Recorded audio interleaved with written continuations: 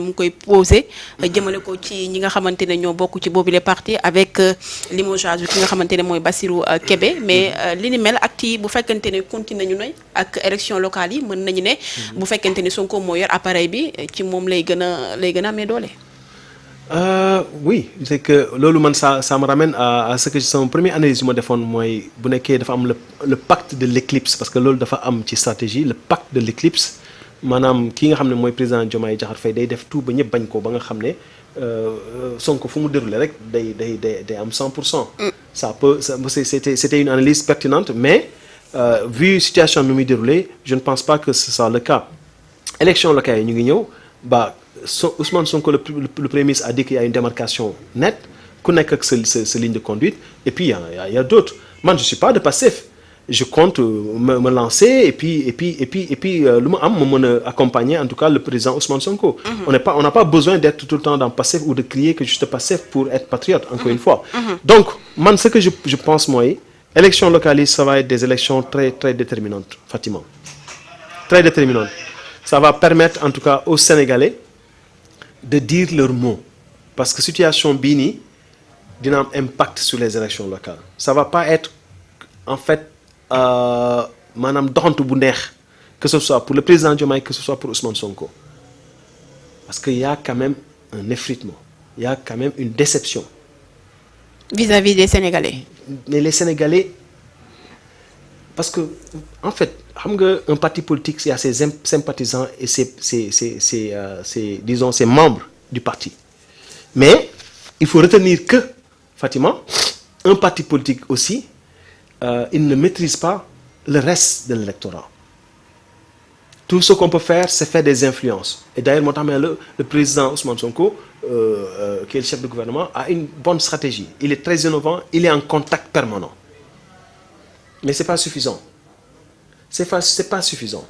Malheureusement, on ne fait pas de sondage assez transparent qui nous permet de savoir exactement aujourd'hui quel est le taux en tout cas de crédibilité en tout cas ou de sympathie du premier ministre Ousmane Sonko wala du président Diomaye Diakhar Faye wala d'un autre leader politique de l'opposition ce qui se fait pas aujourd'hui d'ailleurs c'est interdit même par la loi donc c'est fait en catimini mais véritablement on aurait pu avoir ça pour comprendre que les choses peuvent changer et donc élection locale yi pour moi ça va être l'élection du peuple.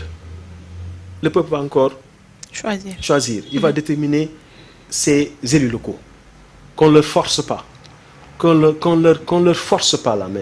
Et d'ailleurs, c'est la raison pour laquelle le Premier ministre Ousmane Sonko a demandé à ses partisans d'aller chercher l'électorat. Il ne faudrait pas que cette fois-ci qu'ils comptent sur le président Ousmane Sonko. Non, du tout. Qui est le président Diomaye? Non, je parle de Pastef même, du parti Pastef. Okay. Il faut que chacun fasse l'effort d'avoir une crédibilité dans son fief. C'est important parce que c'est pas soutenable en fait de dépendre sur une seule personne. C'est pas du tout soutenable.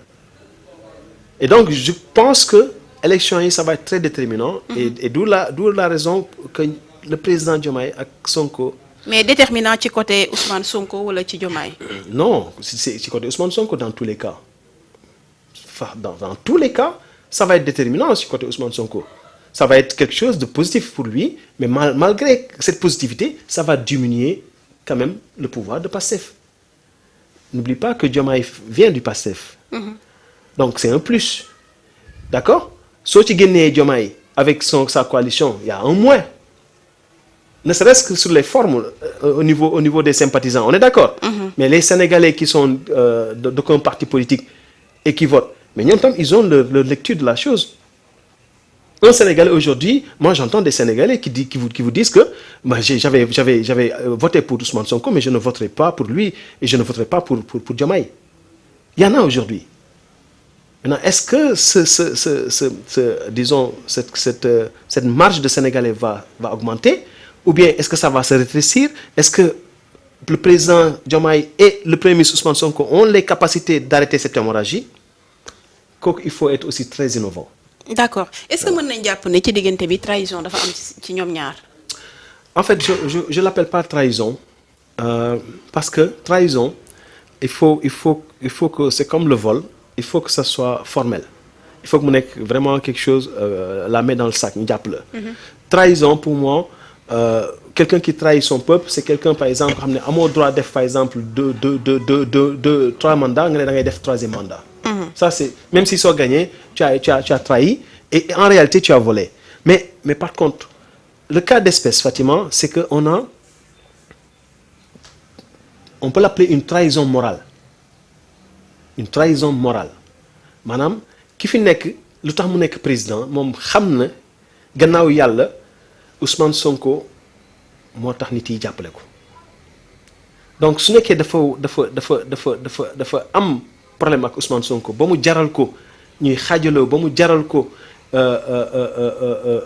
kii jaar fii kële jaar fële attention loolu les Sénégalais peuvent percevoir cela comme une trahison morale mais c'est fa la yem ce n'est que moral mais cette moralité là elle est très importante parce que dafa am poids dans l'échiquier politique le Sénégalais bëggul koo xam ne day tooñ wala day tappale wala day def loo xam ne moroom Sénégalais te du yoon man je pense que le président Ousmane Sonko mérite aujourd'hui tous les honneurs.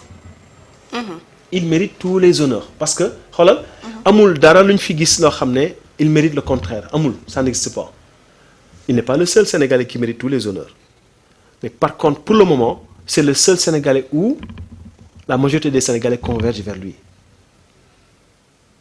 c'est aussi simple que ça c'est in fine c'est calcul mental calcul mathématique là et donc su nekkee dem na ba loolu jeex parce que lu dul jeex amul parce que day jeex n'oublions pas que Abdoulaye Wade avait la même chose day jeex lu dul jeex amul.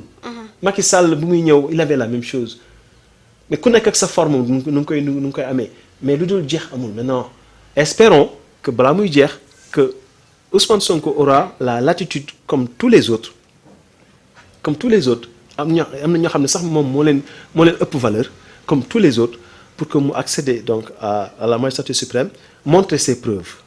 Parce que en tant que Premier ministre, il peut pas montrer ses preuves en tant que président de la République, c'est pas possible. Il montre ses preuves en tant que chef de gouvernement. En tant que président. Actuellement, il fait ses preuves en tant que chef de gouvernement. Il le fait bien.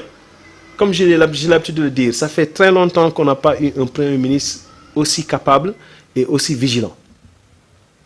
Maintenant, là, ça crée des problèmes parce que le Sénégalais n'aime pas le changement. Un pays qui est foncièrement corrompu, boo ko yeewoo ne ko tu es un pays corrompu day mer day ne non et cetera mais il y a une réalité qui est là il y a des indices qui sont là. D'accord voilà d'accord ñu jaayoon ñu benn projet bi nga xamante ne Sonko mooy Diomaye mooy Sonko tey jii est-ce que war nañoo yegg ci li ni mel ba Sonko moom ci boppam ci biir parti Pastef ou bien ci biir présidence de la République di xam le ñu dañ ko ci bundu xatal. Bon man je trouve que la cohabitation est difficile la cohabitation. mënatul nekk Sonko mooy Diomaye mooy Sonko. C'était un rêve vendu on a vu les réalités c'est pas tout le temps ce qui se passe donc il faut revenir maintenant à l'orthodoxie Sonko mooy Sonko Diomaye mooy Diomaye. alors Sonko mooy Diomaye mooy Sonko moom jeex na. non parce que du question jeex na wala jeexul c'est la réalité ils se sont butés sur des questions de stratégie comme je l'ai dit. N'oublie pas que Sonko mooy Diomaye mooy Sonko on l'avait dañ ko toggoon pour kan pour le président Diomaye kenn togg ko pour Sonko de donc kan moo am achalandage bi kan moo jël achalandage yu moromam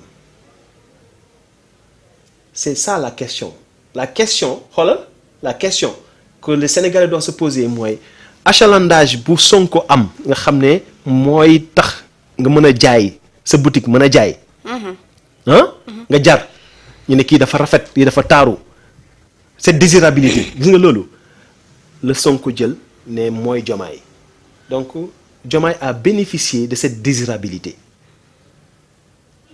léegi su nekkee Diomaye mooy Diomaye Sonko mooy Diomaye attention donc on revient à l'orthodoxie Sonko day récupérer sa désirabilité et Diomaye il va lui rester quoi c'est pour ça que Diomaye le président est en train de chercher une désirabilité avec une coalition qui n'est pas désirable c'est tout est question de stratégie moo tax ma ne la loolu bu daggee rek film bu daggee rek c'est très simple c'est très simple. Les Sénégalais vont pouvoir choisir en 2027 et en 2029. Mais par contre, si le président Diomaye aspire toujours à avoir cette désirabilité, il doit maintenir Sonko mooy Diomaye mooy Sonko. Donc mën nañ jàpp ne le président est dans l'impasse. dafa nekk il est dans l'impasse totale.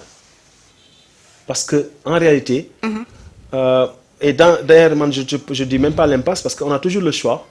Il a le choix de revenir en arrière et de corriger. Et je vous assure que vous allez voir le pays